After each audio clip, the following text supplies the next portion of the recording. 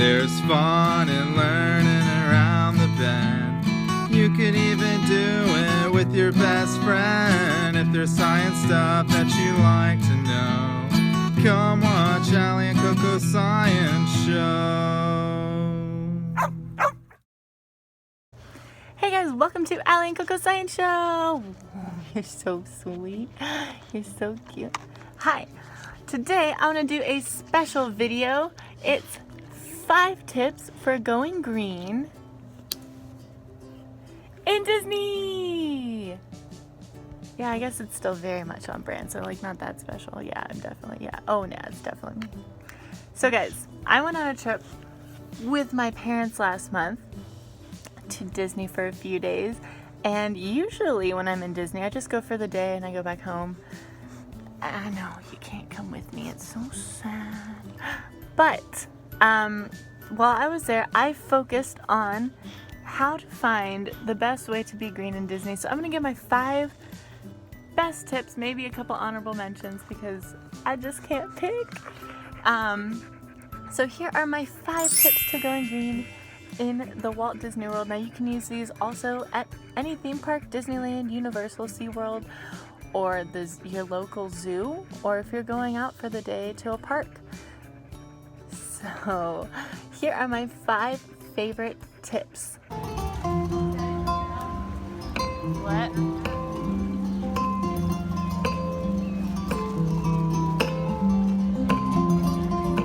Number 1. Bring your own reusable water. This is such an easy one because a water bottle at a theme park costs like $5. Oh, and the rate I drink water, I would be out hundreds of dollars. I drink about a gallon of water a day. So what I do is I bring my own Nalgene into the parks. I refill it before I go at the hotel with their little drink station, little water refill station. Fill up with water, go into the parks, and while I'm there, I just find either water, like drink stations that I can refill myself, or I use a water fountain. Hey guys, I'm at the Hollywood MacLeod Express filling up my water bottle with a drink machine. Hey mom. Now here's some tips at Disney. Magic Kingdom doesn't have any guest accessible water refill stations.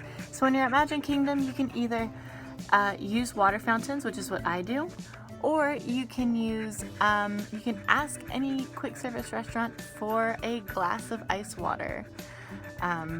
Paper breaks down in the landfill in about 2 months, so it's better than plastic. And actually, waxed paper can be recycled, not at the parks, but you can save it. Or you can put it in your backpack if you're crazy like me. Not you, I'm sorry, I pointed at you, I know, I'm so sorry. Or if you're at a sit-down restaurant, you can be like us at the Skipper Canteen asking for glasses and glasses of water so we can refill it by dumping it in, you know, in a restaurant. Classy like that. At the other theme parks in Walt Disney World, there are a few restaurants that have guest-accessible water refills. Epcot has the Land, and I always stop there a couple times during my trip. Hollywood Studios has the Backlot Express, and Animal Kingdom has, oh my god, I'm blanking on the name, Restaurantosaurus. What?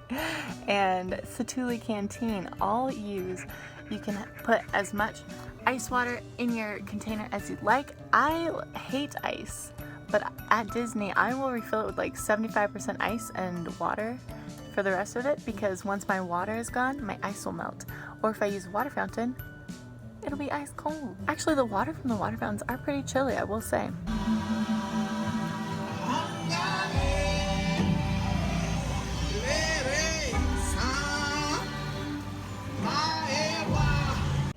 Tip number 2, bring your own silverware. I bring my own little baby spoon. I wrap mine in like a little napkin. I bring a little napkin to the park too. And I also bring a straw. So bring a few reusable items. But I definitely bring that spoon. And tips, don't bring a fork because some security guards are fine with it. Not all of them might. Don't bring a knife though. You don't need to bring a knife into the park, please don't. A cool thing though, I was there for the Flower and Garden Festival, and their silverware, their plasticware is made with recycled materials. So their plasticware is made with recycled materials, but they ask you, oh my gosh, you're the cutest thing. They ask you to reuse your silverware if you're gonna keep eating festival food so that you don't use as much, which I love. Also cool at the Flower and Garden Festival, they had tips to making your own garden and food that you should eat at different parts of the year that's in season because that's better for the planet. And they included scientific names for all the food that we eat. I love that. It's just one way you can kind of be more science literate for everyone. You don't have to be a scientist to be literate in science, which is so fun. Party hens, everyone an egg layer. Not lest they be laying golden eggs. Belay there, you bilge rat. Oh, quit your clucking. The gentlemen want the rum. Don't ya, boy? Yeah. Tip number 3, eat at places that don't use paper. The cool thing about all these theme parks making these green changes from Disney to SeaWorld to Universal is that they aren't using styrofoam anymore, and I love that. They still gotta use paper. You know, there's no way around it for the amount of guests that these theme parks are seeing. So try and pick restaurants. You know, go on Yelp, look at a few restaurants, and if pictures from other people are on paper, you can just decide if you want to eat there or not. And I know it's hard, and you know, I used some paper while I was there. It was fine. I don't want to sweat about it. I'm already sweating enough as it is. So just try and choose to eat at a few places that don't use paper. Satuli Canteen is my favorite, and you can get fried tofu. Hey, Mom. Sup, Dad? Try and choose those sit-down restaurants. You know, throw in one if you can afford it. I know it's expensive, but it's good to kind of just reduce how much we use in all ways. But I highly recommend the Satuli Canteen. You know what I mean? I'm in Norway and I'm watching mariachi in Mexico. Weird. I thought there was like an ocean. I don't know.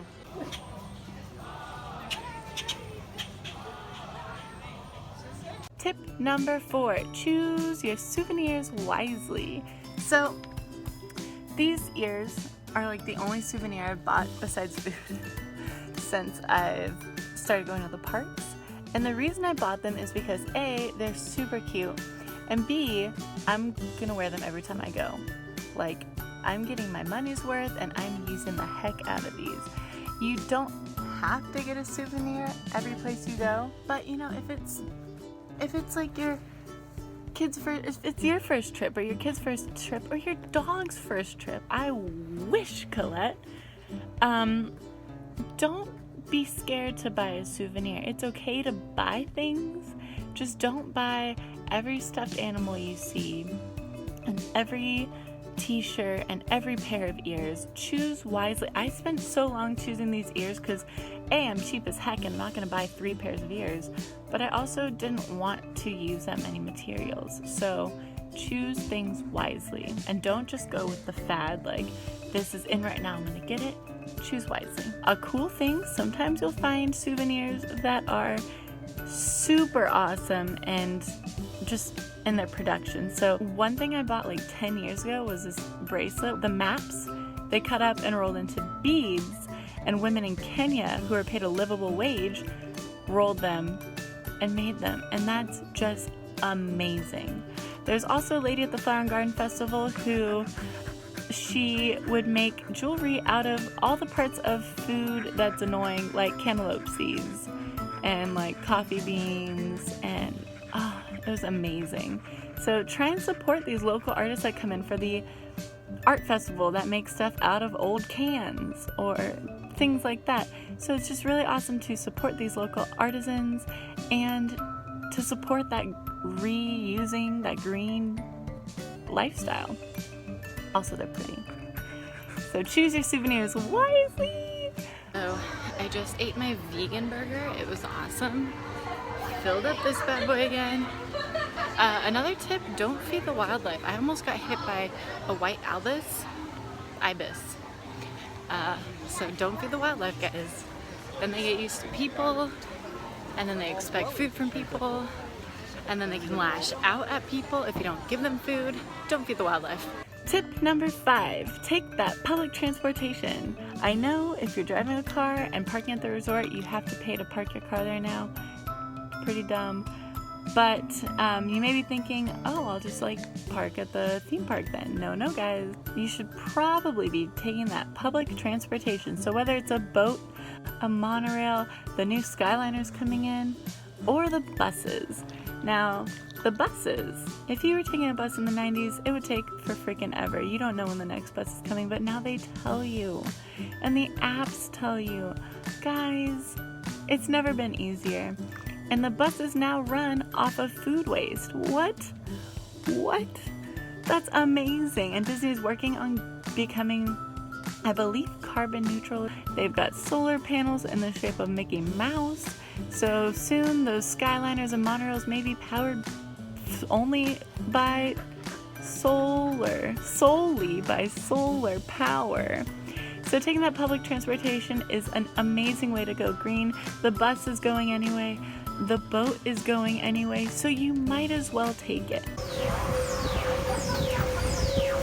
A few honorable mentions before we end. Make sure you guys visit those rides and attractions that are maybe a little more educational. Check out Living with the Land, one of my favorites. One of my favorite rides is the Flight of Passage, where they mention keystone species, which is just a great learning experience. Another honorable mention, I brought my own, I was using the grandpa soap, so I brought my own soap with me. The cool thing about the Disney resorts is that they have the soaps in bottles in the shower already built in, so they're not using the teeny tiny shampoo bottles like other hotels, but and they're filling that from like a giant bulk bottle, so it does reduce plastic, but I just choose to bring my own soap. So soap, and also eating less meat. It is going to save you money. Most of the vegetarian meals are going to be way cheaper than the meat meals, especially at sit-down restaurants. So eating vegetarian or vegan is a great way. There's tons of snacks that you guys can get. The Dole Whip is in fact vegan. So when you're not eating animal products, you are reducing your carbon footprint. So eating less meat is a great way to go green in Disney.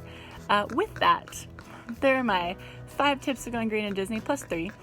I want to know, for the question of the week, what is your favorite attraction at the Disney parks? And it can be any of the Disney parks.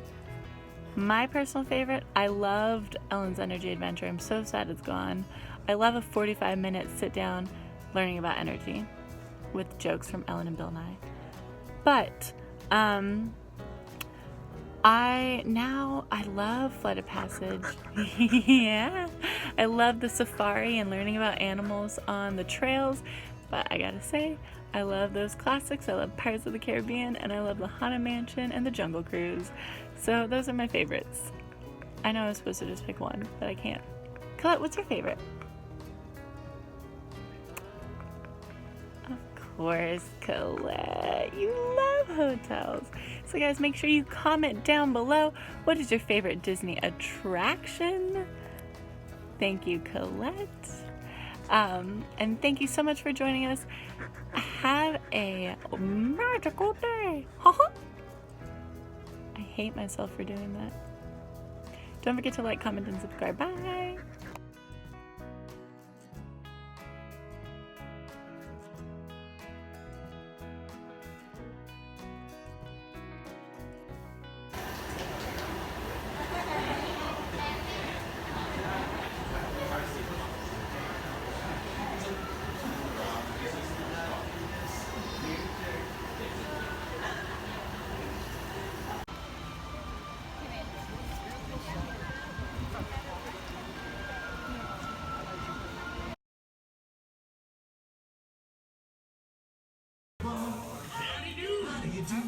Mighty pleasant greeting, how do you do?